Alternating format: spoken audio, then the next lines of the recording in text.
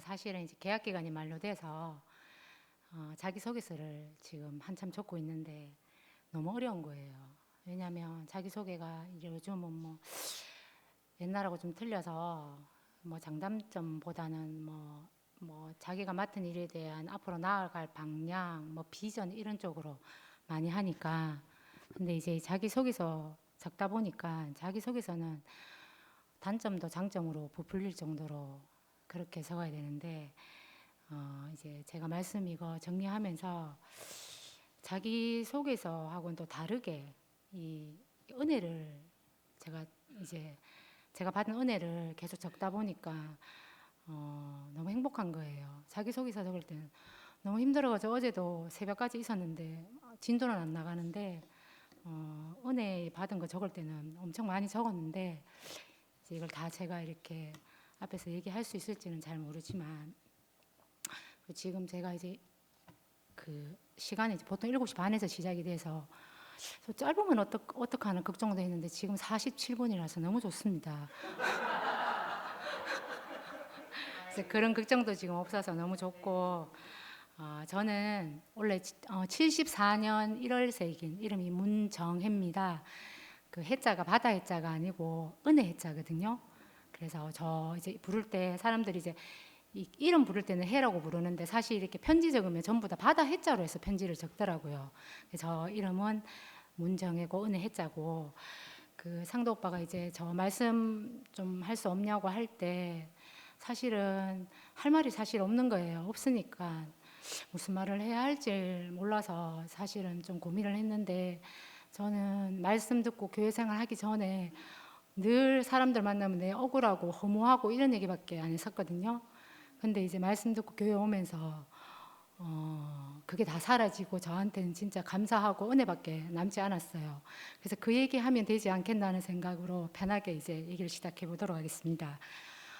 저는 이제 그 좀 환경이 되게 불우하게 자랐어요. 이제 아버지가 상상을 초월할 정도로 가정 폭력자였거든요. 그러니까 제가 기억하는 과거를 들어보면 늘 맞고 도망다닌 기억밖에 없어요. 그래서 굳이 뭐 이제 생각하고 싶지도 않고, 근데 이제 다행스러운 건 그 어떤 맞았다는 기억이나 아픈 기억 자체가 많이 없어요. 그게 이제 이상하게 이제 여기 친구들하고 아니 가족들하고 만나서 얘기를 하다 보면 제가 기억하지 않는 부분이 너무 많은 거예요.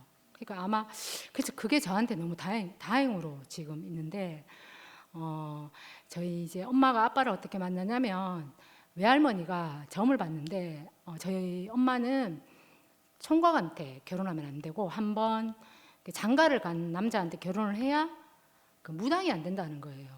그래서 이제 할머니가 생각하기에는 한번 결혼을 했지만 좀 부자인 사람한테 보낸다고 이제 아빠한테 보냈는데, 그때 아버지가 딸이 셋인 이제 딸이 셋이 이제 혼자 사시는 분이었는데 부자라는 말도 다 거짓말이었던 거예요. 그래서 이제 엄마 결혼하고 얼마 안 돼서부터 계속 맞았었어요. 그 맞고 이렇게 맞는 게 이제 이유 없이 때리시더라고요. 그러니까 뭐 기분에 따라 때렸어요. TV 보다가 아빠 마음을 상하게 하면 그 옆에 있는 사람 때리고. 근데 이제 엄마만 때린 게 아니라 사실은 뭐 언니도 때리고 저도 때리고.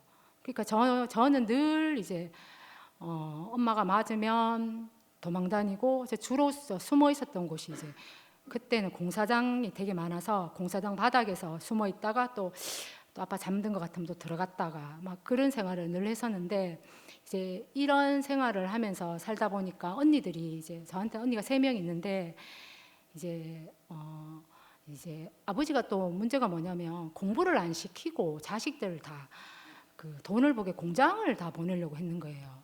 그러니까 언니들 3명 중에 이제 초등학교 간 사람도 있고 안 간 사람도 있고, 그래서 언니들은 이제 집이 너무 시끄럽고 싫고 이러니까 제가 초등학교 졸업하기 전에 언니들은 다 집을 떠났었어요. 기숙사 생활도 하고 결혼도 하고 떠났는데 이제 그 언니들이 없으니까 이제 제가 이제 엄마를 지켜야 되는 입장이 된 거예요. 저는 이제 장녀고 제 밑에 동생이 3명이 있거든요. 근데 제가 이제 엄마를 이제 지켜야 되는데, 저희 이제 엄마 같은 경우는 이제 우리가 계속 이렇게 도망을 다니고 이러니까 이제 이 제가 몰랐었는데 중학교에는 이제 이게 수업 일수라는 게 있더라고요. 그러니까 선생님이 제가 너무 도망을 가고 학교를 못 가니까 이제 이 수업 일수가 안 되면 졸업을 못 한다고 얘기를 한 거예요. 그러니까 엄마가 이제 우리 늘 아버지한테 맞으면 도망을 다녔는데 제 수업 일수 때문에 제가 못 가니까 집에 있을 거 아니에요. 그러면 이제 제가 맞는 것 때문에 엄마가 도망도 못 가는 거예요. 그래서 저 때문에 우리는 도망도 못 가고 그냥 이제 맞고 아버지하고 그렇게 살게 됐어요. 그리고 이제 초등학교를 이제 끝내고 언니들이 다 공부를 안 시키고 공장을 보내니까 저도 당연히 이제 공부를 안 시킬 거 아니에요. 근데 저는 공부가 그렇게 하고 싶더라고요. 그래서 좀 제가 생각하기에 제가 가장 많이 맞은 이유가 일단 엄마는 본 자기 자식이 아니니까 뭐 이렇게 그 자식들을 어떻게 할 수가 없는 거예요. 대신 언니들 대신에 또 제가 엄마한테 좀 맞고 또 아버지는 또 그 제가 이제 엄마를 많이 이렇게 편에 있고 이러고 말리고 이러니까 저를 또 많이 때리고 이랬는데 그 시키는 대로 공부를 안 하니까 이제 직장을 안 가, 공장을 안 가니까.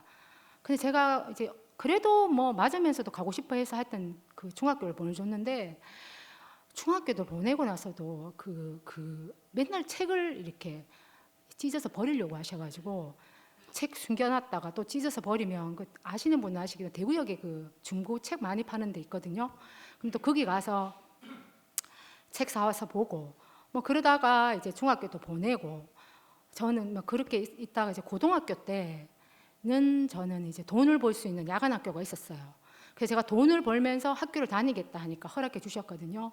그래서 저는 이제 여상을 나왔는데 그 야간을 나왔어요. 제일 여상 야간 나왔었거든요. 근데 야간하고 이제 저는 주로 이제 오전에는 사무실에 일 봐주고 뭐 화장실 청소 주로 했었어요. 화장실 청소, 뭐 바닥 청소 이런 청소 위주로 하고 그래서 공부하고 집에 오면 또 옛날에는 간에 수공업이 많으니까 양발이 이렇게 뒤집어서 보면 빵 구멍 났는 거 있죠. 그런 거 찾아가지고 하고 그래서 그래도 저는 그 학교로 갈 수 있다는 게 너무 행복했었어요. 네. 그러니까 정말 공부를 하고 싶더라고요. 그래서 이제 뭐 그러면서도 늘 불안했어요. 왜냐하면 제가 이 없는 시간에 엄마 아빠가 있으면 그렇게 엄마를 패니까 제가 이렇게 어디 가지를 못하는 거예요. 늘 그런 이제 불안 속에 막 살고 있었거든요. 그리고 저는 제가 엄마를 꼭 지켜야 되는 사람으로 있었고 저한테는 엄마가 전부였어요.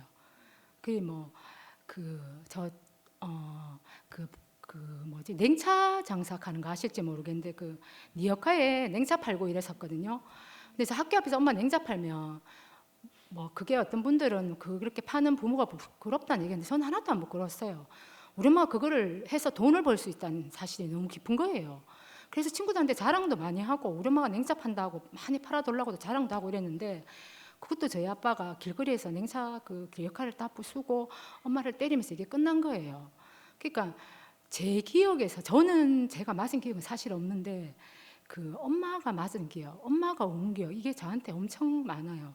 그러니까 그런 기억이 늘 있고 늘 제가 보호를 해야 된다 생각하니까 그래서 아빠한테 더 맞은 것 같아요. 그 제가 이제 제가 진짜 엄마가 저의 전부라는 게 그 이제 그때도 엄청 이제 맞아서 도망을 다니다 요인 속에 있는데 우리가 옷을 못 가지고 나온 거예요. 그래서 그 이제 옷을 가지러 가야 되니까 아빠 일하는 시간에 몰래 이제 문 잠그고 가니까 창문을 타고 들어갔는데 그 시간에 아빠가 사실 오면 안 되는데 그 옷 가지고 있는 순간에 아버지가 들어온 거예요.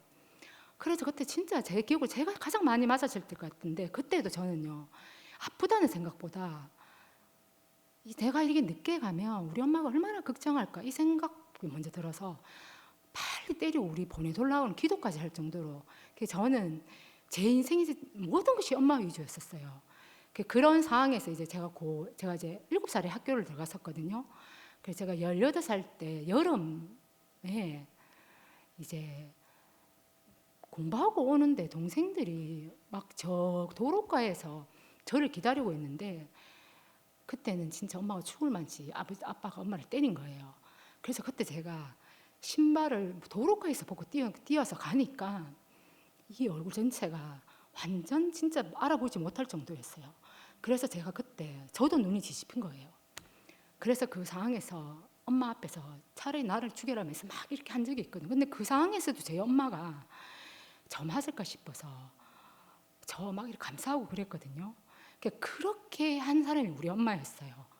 그래서 이제 이게 그때 이제 외삼촌이 와서 이걸 다 말리고 해서 결국은 이제 제가 소원했던 엄마 아빠가 이제 이혼을 하게 된 거예요. 저는 저희 아빠를 죽이고 싶어서 죽이려고도 했었어요. 그러니까 그때도 엄마 아빠가 안에서 막 하고 있는데 우리 엄마를 구할 수 있다면 나는 감옥에 가도 된다고 생각을 했었어요. 그래서 칼을 들고 탁 한데 그 문을 못 열겠는 거예요. 못 열겠더라고요. 그러니까 그 정도로 저는 엄마를 위해서 제 인생을 다 바칠 생각을 했었거든요. 그랬는데 그래서 엄마가 이제 가정은 아빠가 이혼을 안 해주니까 얼마나 힘들게 이혼을 했을까 싶은데 저희가 이제 이혼을 하기 전에 이제 아빠한테 맞고 나와서 방을 구해가지고 있는데 엄마가 집에 자주 안 들어오는 거예요. 그러니까 그게 이제 그 엄마가 심하게 맞은 그 전에도 엄마가 그랬었어요. 뭔가 엄마가 이상하다는 걸 제가 느꼈거든요. 엄마가 늘 술을 먹고 오고 아빠가 오기 전에 집에 와야 되는데 안 오니까 너무 불안하고 그랬었는데 그러고 난 뒤에 이제 알고 보니까 이제 엄마한테 새로운 분이 생기신 거예요. 근데 그때 이제 저희는 엄마가 가버리면 사실 저랑 저 동생밖에 없어요. 그 동생이 초등학교 6학년이고 밑에 여동생이 있고 있었는데 한 여동생은 엄마가 서울에 보냈었거든요. 외삼촌 집에 간에 수목업 하니까 거기서 돈 벌라고. 그래서 저는 이제 저 동생 둘이랑 저랑 있는데 너무 무서웠어요. 엄마까지 이제 우리를 버릴까 봐.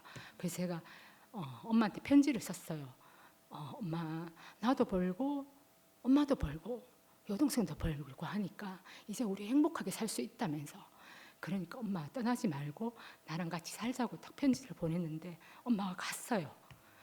가고 난 뒤에 큰언니가 우리 저 큰언니가 그걸 본 거예요. 그러니까 그분하고 이렇게 있는 걸 보고 집에 오니까 우리만 있으니까 언니가 이렇게 살면 어떻게 할 수가 없다고 아버지 집에 다시 들어가라는 거예요. 그래서 어쩔 수 없이 아버지 집에 들어갔어요. 정말 지옥 같은 데 들어갔는데 근데 사실은 들어갔지만 며칠 못 있었어요. 왜냐하면 이제 그 모든 것이 저한테 왔었어요. 그러니까 저 때문에 그래 됐다고 생각을 해가지고 저희 아빠가 그래 하여튼 엄청 때려서 제가 그날 저 혼자밖에 없다고 생각했어요.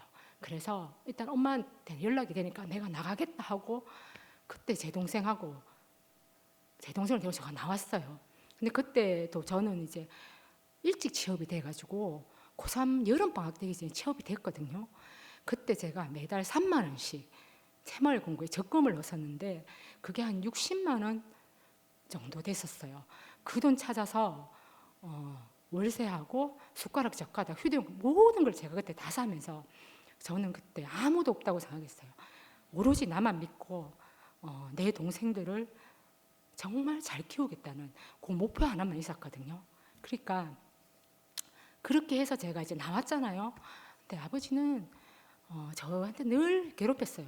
회사 가서 회사 그만두게 한다, 뭐 한다 늘 괴롭히고 그렇게 하면서도 오지는 않아가지고 그게 얼마나 다행인지. 그러다가 이제 아버지도 새로운 분이 생긴 거예요. 그런데 저는 그렇게 했으면서도 아버지라는 생각이 있어가지고 명절 때 아버지한테 갔었거든요. 동생들 가기 싫은 애들 데리고 갔는데 새로운 분이 생기니까 우리한테 전혀 관심이 없는 거예요. 명절 때 가면 아버지가 없어요.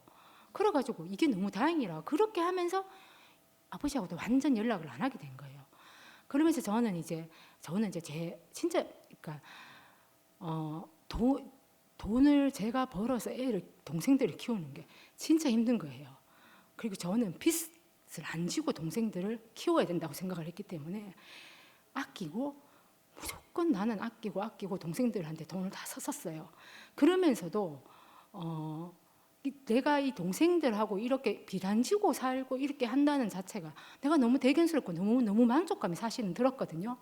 근데 이 엄마가 돈이 없는 분하고 결혼을 하신 거예요. 그러니까 엄마가 어디서 만난 그때 엄마는 그 이제 춤추는 곳에서 춤추고 술 마시고 이게 엄마가 숨 쉴 수 있는 곳이었는가 봐요. 그때 그게 엄마의 유일한 돌파구인 것 같았어요. 근데 거기서 만난 분이었는데 이제 저는 이제 사실은 아버지란 말을 잘 안 합니다. 지금도 그냥 이제 아저씨 하다가 저희가 아들을 낳으면서 이제 그냥 할아버지, 뭐 민석이 왜 할아버지 이렇게 얘기를 하는데 이제 편하게 그냥 그 아저씨가 엄마보다 14살 연하예요. 근데 총각이시거든요. 그렇게 해서 만나서 제가 안 그래도 물어봤었어요. 저희 엄마가 나이 차도 많은데 어디가 그렇게 마음에 드시냐 하니까 술 먹는 게 너무 멋있더래요. 엄마 술 먹는 게. 저희 엄마가 한 3, 4년 지금 70 초반까지 술을 드셨어요. 진짜 잘 드시거든요. 제가 아무리 얘기해도 안 돼서, 그러니까 술을 먹고 행패를 하는 게 아니라 술 자체가 되게 잘 드세요. 한번 이제 죽을 고비를 넘기고 난 뒤부터는 딱 끊었는데 그 모습이 너무 멋있더래요. 멋있는 것까지는 좋은데 이 엄마하고 아빠 그분이하고 살 때 아저씨는 돈을 벌지 않는 사람이고 엄마는 돈을 벌었던 거예요. 그러니까 이 첫 때 좋아하는 것만으로도 만난 거예요. 그러니까 이게 결혼을 하게 되면 이게 돈이 필요하잖아요. 그러니까 이게 돈이 없으니까 이게 저한테 나오는 거예요. 그러니까 그렇게 돈이 없는데 이게 또 오토바이를 하시다가 그 횡단보도에서 교통사고가 난 거예요. 근데 합의금을 1,000만 원을 달라는 거예요. 근데 이 1,000만 원이 사실 없으니까 없는데 이제 엄마가 나이가 많다 보니까 그 시댁에서도 인정이 안 되는 거예요. 근데 물론 그 시댁도 그 온전한 집안이 아니었어요. 그러니까 이제 그걸 제가 우연찮게 들은 거예요. 이제 이 1,000만 원 합의를 해야 된다고 얘기를 하니까 거기서 엄마한테 딸이 있으니까 그 딸이 어디 대기업에 다니니까 그게 얘기하면 되겠네 이러는 거예요. 엄마는 인정하지 않는데. 근데 내가 그 얘기를 듣고 봐요. 우리를 버리고 갔는데 그러면 뭐 버리고 갔는데 그렇게 맞고 살았는데 왜 또 남자한테 결혼을 가는지 이해도 안 됐는데 거기다가 인정도 못 받지 돈도 없지 이런 대우를 받고 사니까 제가 이해가 할 수 없는 거예요. 그러면서 이 아저씨도 믿고 사실 엄마도 미워했어요. 미워했는데 또 우리 그 엄마가 돈에 대한 개념이 없어요. 그게 저하고 완전 달라요. 저는 어떠냐면 집을 사든 차를 사든 돈을 모으지 않으면 안 해요. 차를 사도 돈을 모으면 그 돈으로 차를 사고 집을 사지 돈이 없으면 안 사는 사람인데 엄마는 1,000만 원이 필요하면 돈이 1,000만 원이 없어도 1,000만 원을 빌려요. 근데 이자가 1,000만 원이라 해도 1,000만 원을 빌려요. 그러니까 저하고 그 돈에 대한 사고를 너무 많이 쳤어요. 카드 사고, 카드 연체 아니면 또 저 친구 엄마한테서 빌리고 그게 너무 많고 또 엄마는 늘 불안하니까 이 굿하는 데 가가지고 굿하는 걸 많이 하는 거예요. 아버지가 그것도 있었어요. 동생들을 때리니까 이 동생들이 2명 다 이제 이 청각장애가 좀 있는데 이게 많이 맞아서 그런 것 같아요. 그러니까 이거를 고쳐보려고 또 무당한테 가면 고칠 수 있다 하거든요. 그럼 1,000만 원 가져오라고 하면 엄마 제 1,000만 원 가져가요. 그러니까 저랑 제 동생이 아무 엄마 아빠한테 정말 10원 안 받고 키우고 사는데 어른 2명만 돈을 벌고 살면 되는데 이게 안 되는 거예요. 그러니까 제가 이것 때문에 너무 힘들어서 엄마 앞에서 이렇게도 얘기해서 진짜 저는 그때 이렇게 생각했거든요. 내가 죽으면 이게 고쳐질까?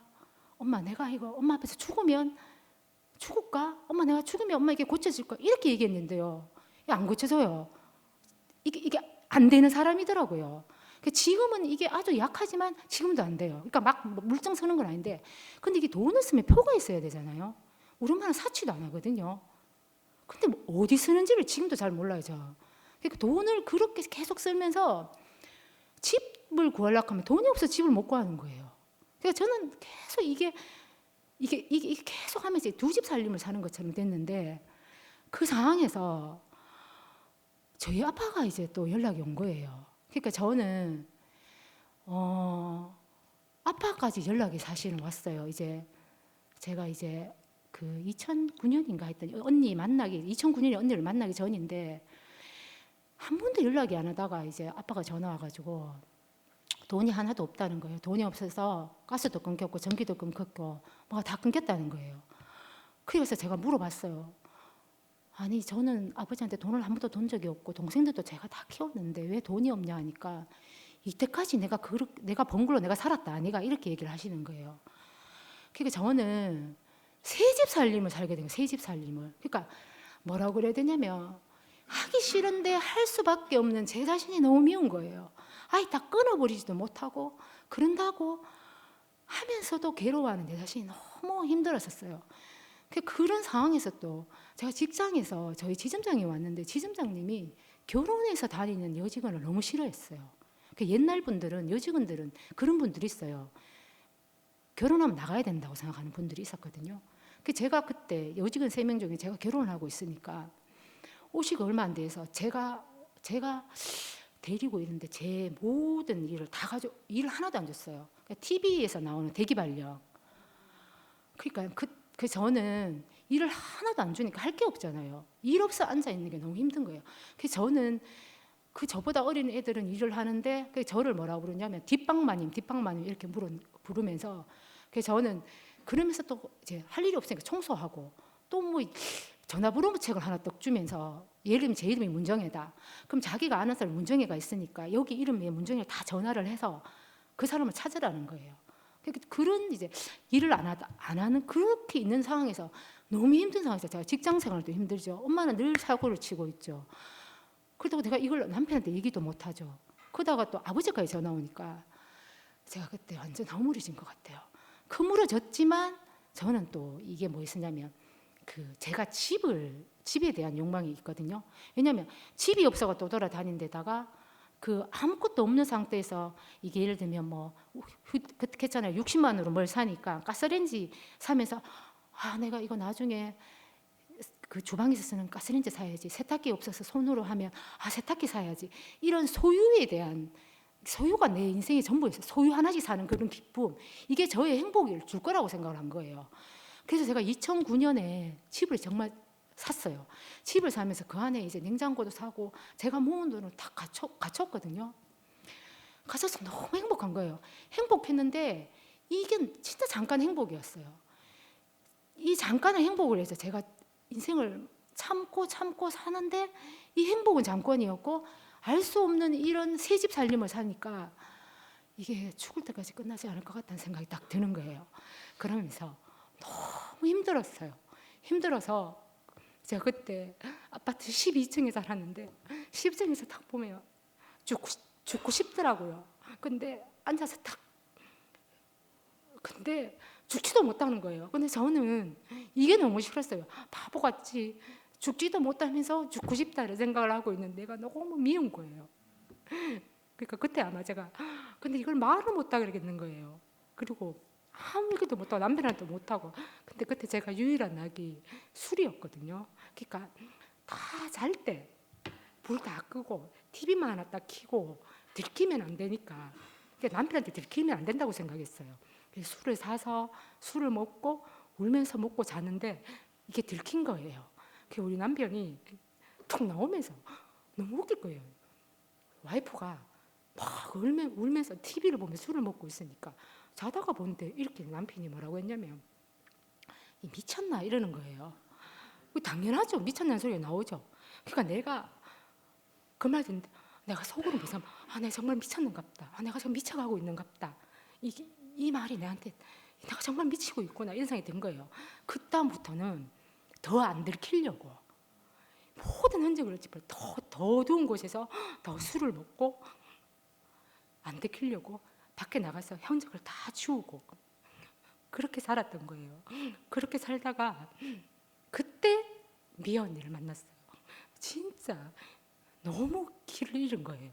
근데 이제 미아 언니를 어떻게 만나냐면 남편 친구가 미아 언니 명희 남편이었거든요. 근데 거기를 갔는데 나랑은 달랐어요. 언니가 첫 번째는 뭐냐면 자녀 교육.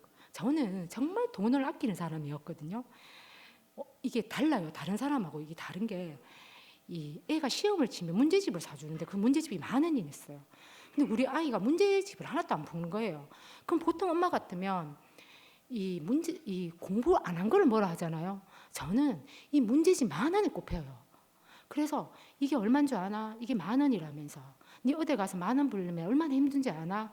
네가 이거 안 풀 거면 엄마한테 안 푼다고 얘기해라. 그러면 엄마는 이거 안 사주면 된다. 이래 얘기한 사람이었어요.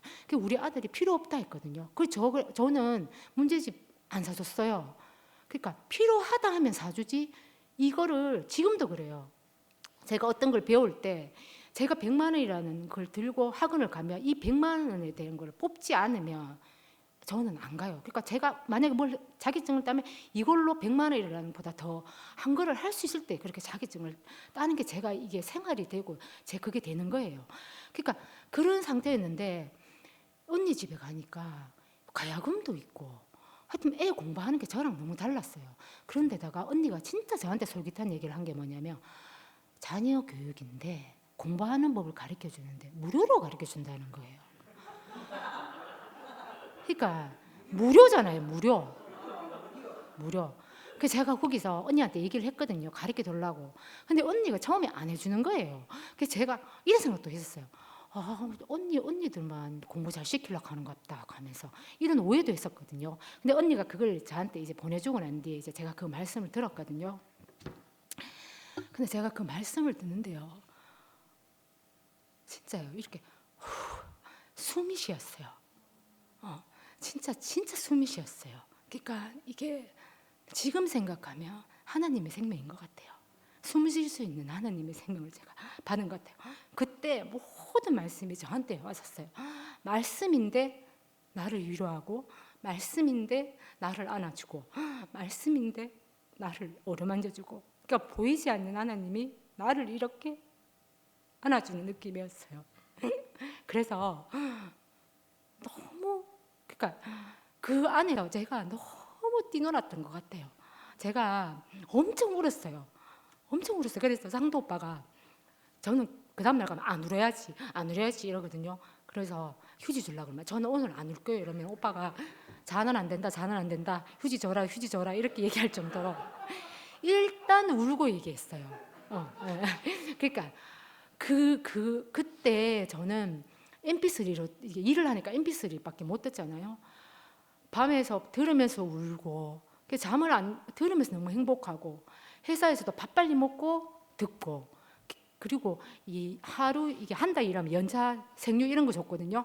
그러면 호세추 모임 가고 그 하루에 호세추 모임 가고 미연이 집에 가서 가고 또 지뮤돈 모임도 가고 그러니까 그렇게 막 다녔던 것 같아요. 근데 진짜요 진짜 누렸어요. 저는 그때 말씀이 뭔지도 모르고 누렸던 것 같아요. 그냥 진짜 값없이 누렸던 것 같아요. 그 누리면서 아무하게 하지 않았던 나의 얘기를 다 했어요. 너무 신기했어요. 저는 가까운 지인한테도 그렇고 어느 누구에도 하지 못한 말이었는데 처음 봤잖아요. 처음 봤는데 막 얘기했어요. 했는데 제가 얘기가 너무 억울하고 한이 많고 무거운 얘기인데 얘기를 하면 언니들이요 집중도 안 할 때도 많아요. 막 웃어요. 근데 그게 하나도 기분 안 나쁘고요. 나를 너무 가볍게 하는 거예요. 내가 생각했던 이 무거운 문제가 언니들이 웃고 하면서 이게 하나도 무겁지가 않은 거예요. 그냥 날아갔어요. 그러니까 억울함이 없어졌어요. 얘기를 하고 뭔가 비워졌는데 제가 모든 게 날아갔어요. 그러니까 맞는 것 같아요. 저희 이 하나도 필요 없는 이게 다 비워지니까 비워지고 나니까 채워져야 되잖아요. 그때 이게 말씀을 들으면서 하나씩 이 하나님의 말씀과 생명이 저한테 채워진 것 같아요. 그러면서 근데 그래도 저는 말씀을 듣고 씹어오면 좋긴 좋아요. 좋은데 외로웠어요. 이게 할 수 없는 깊은 고독이 계속 저한테 있는 거예요. 그래서 제가 상도 오빠한테 물었거든요. 오빠 너무 외롭다면서. 외로워요. 말씀을 듣고 집에 가면 늘 외로워요. 하니까 오빠가 외로운 게 당연하다고 얘기를 하는 거예요. 당연하다. 네가 아직 그리스도로 채워지지 않았기 때문에 외로운 게 당연하다 하는데 생뚱맞게 쓴 거예요. 그때 말씀 아니 명백한 말을 원하는데 그리스도로 채워져야 한다니까 이게 뜬구름 같은 거예요. 진짜 뜬구름 같았어요. 근데 제가 교회 생활하고 지금 제가 이게 완전 채워졌어요. 그래서 허무하지 않아요. 저는 끝나지 않은 이 깊은 고독을 저만 안다 생각했거든요. 근데 이게요 어느 날부터 이게 없어졌어요. 그러니까 허무도 없어졌고요, 외로움도 없었어요. 외롭지가 않아요. 너무 신기했어요. 그리고 저는 사실 엄마 가지고 이게 관계가 안 된 사람이잖아요. 제가 엄마한테 한 게 너무 많으니까 이게 원래 제가 엄마한테 하느님이 이미 돼버렸어요. 내가 너무 강해진 거예요. 그러니까 엄마하고 이 딸 자리가 아니고요. 엄마는 늘 우리를 버렸다는 그 자리에 있고, 제가 이 말씀을 드리면서도 엄마가 나를 버렸다는 이 자리에서 제가 벗어나지를 못하는 거예요. 이게 안 됐어요. 말씀을 들으면서도. 그러면서 말은 또 이렇게 해요. 엄마가 뭐 얘기하면 아니다. 엄마가 그때 우리 버렸으면 내가 이렇게 살았겠냐고. 엄마가 만약에 우리 버렸으면 저 아마 공장 갔을 거라면서. 네. 이렇게 살지도 못할 거라면서 이렇게 얘기를 하는데, 말은 그래 하는데요. 제 안에서 버림받았다는 사실이 이게 해소가 안 됐어요. 그 말씀 들으면서 저는 오빠가 이 말을 이제 오늘 제가 했던 말 중에 뭐냐면 제가 가장 좋아하는 말인데요.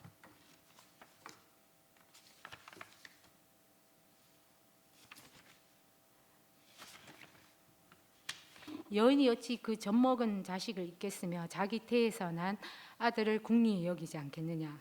그들은 혹시 잊을지라도 나는 너를 잊지 아니할 것이다. 이 구절 하는데 눈물이 정말 많이 났었어요. 엄마는 우리를 버렸지만 하느님은 나를 버리시지 않구나. 그래서 이 구절이 너무 좋아서 엉엉 울고 이거를 딱 인쇄를 해가지고요, 사무실에 딱 붙여놨어요. 아침에 이걸 읽고 퇴근하고 출근하고 이게 너무 좋았어요.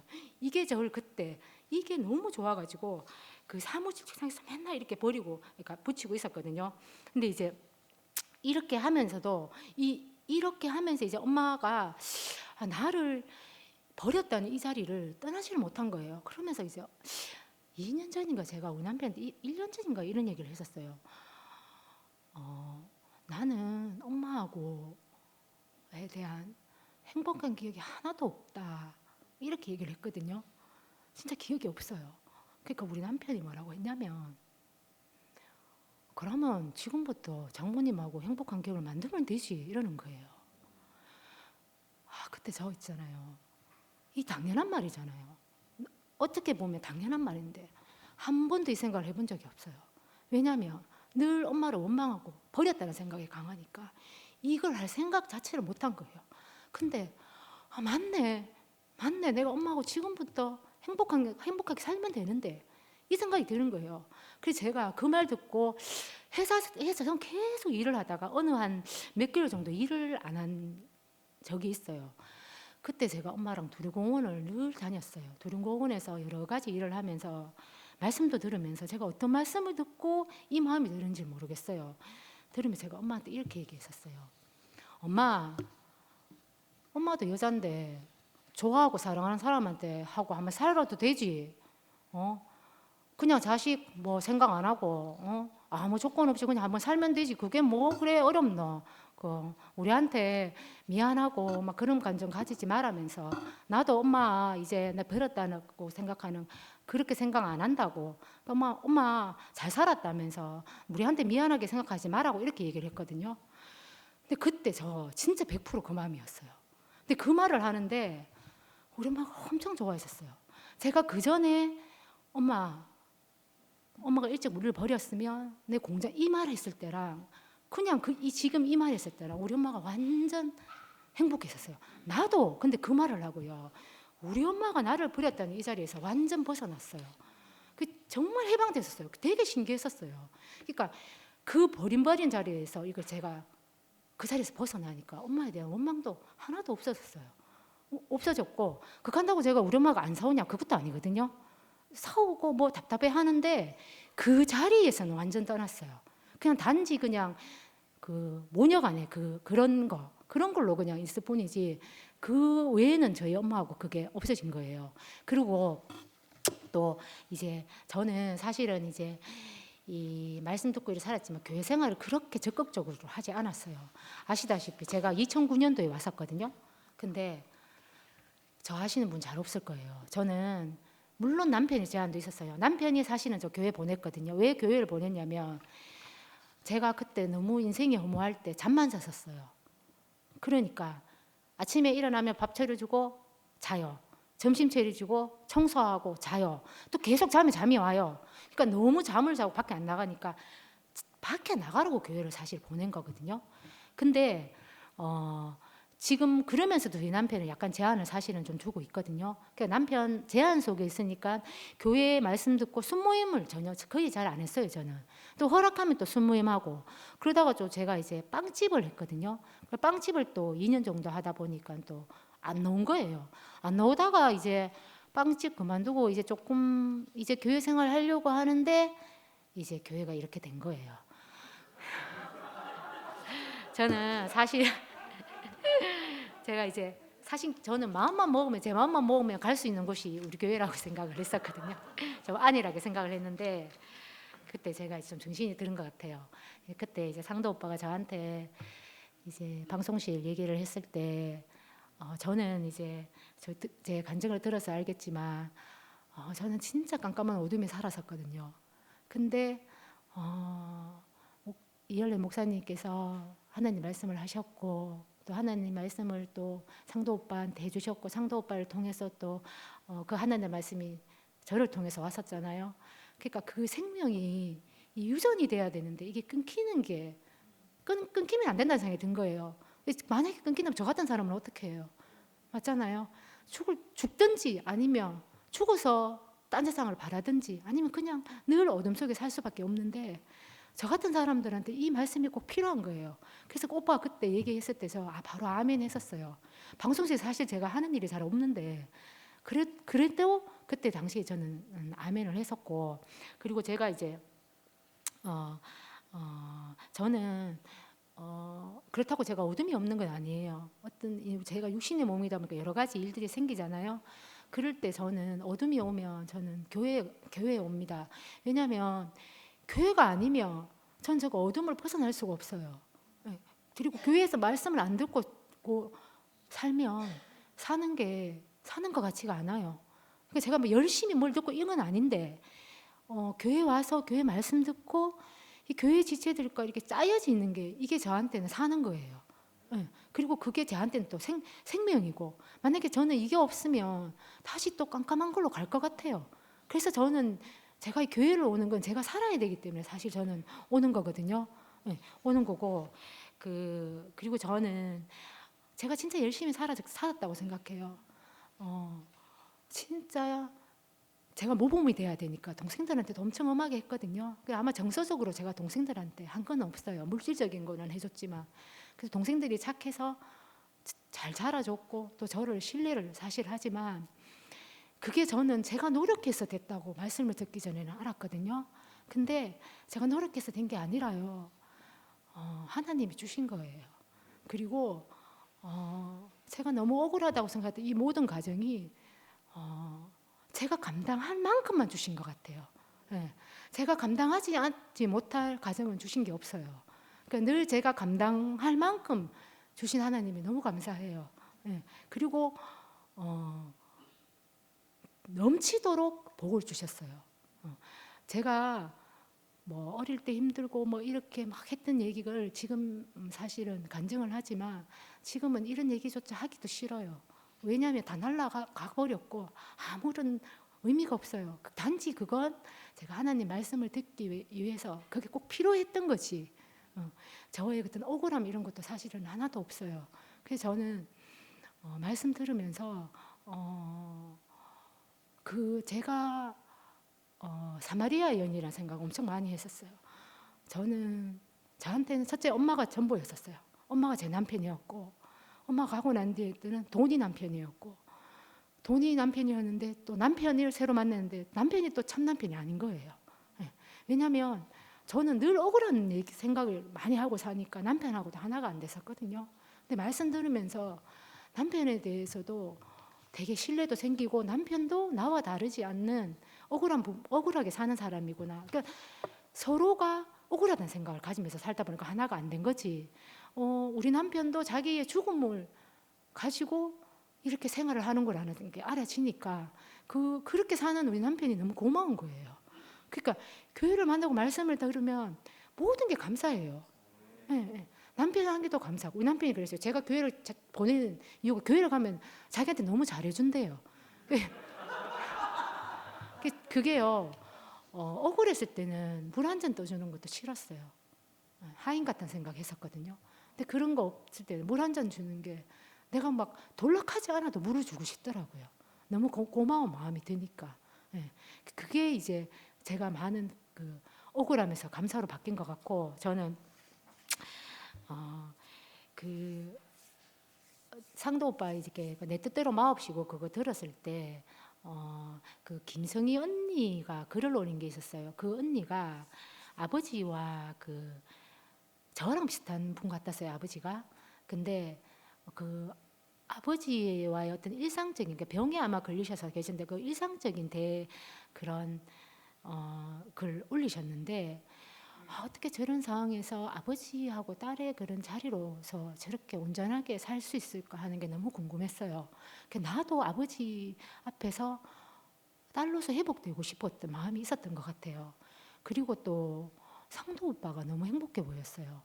세상적으로 봤을 때 오빠는 하나도 행복하면 안 되는 사람이었어요.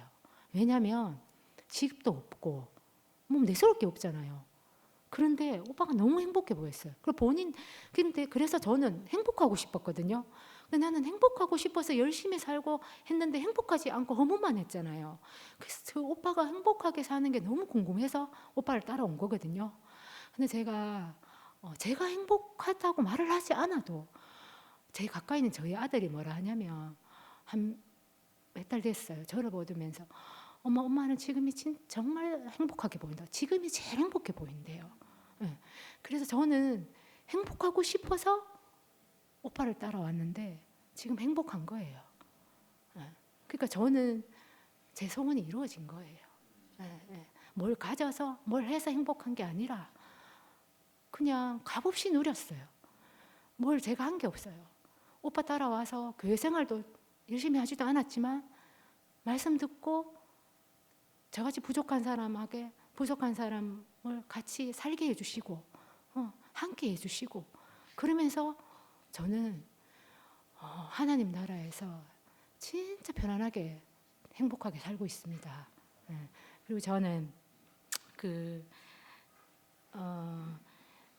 최정림 목사님 최근 말씀하신 중에 제가 제일 좋아하는 말씀이 뭐냐면, 우리의 삶 전체를 통해서 그리스도가 드러나는 삶의 성숙이라고 얘기하셨는데, 저는 이 문구가 너무 좋더라고요. 그래서 저는 제 삶이 더 성숙해지기를, 그리스도가 드러나는 삶으로 성숙되기를 소망합니다. 네, 저는 기도 대신에 노래하고 싶어요. 찬양하고 싶어서 찬양하고 마무리하도록 하겠습니다. 1절만 하겠습니다. 제가 안 울려고 했는데 결국 울었어요. 내가 누려왔던 모든 것들이, 내가 지나왔던 모든 시간이, 내가 걸어왔던 모든 순간이 당연한 것 아니라 은혜였소. 아침 해가 뜨고 저녁에 노을, 봄의 꽃향기와 가을의 열매, 변하는 계절의 모든 순간이 당연한 것 아니라 은혜였소. 모든 것이 은혜, 은혜,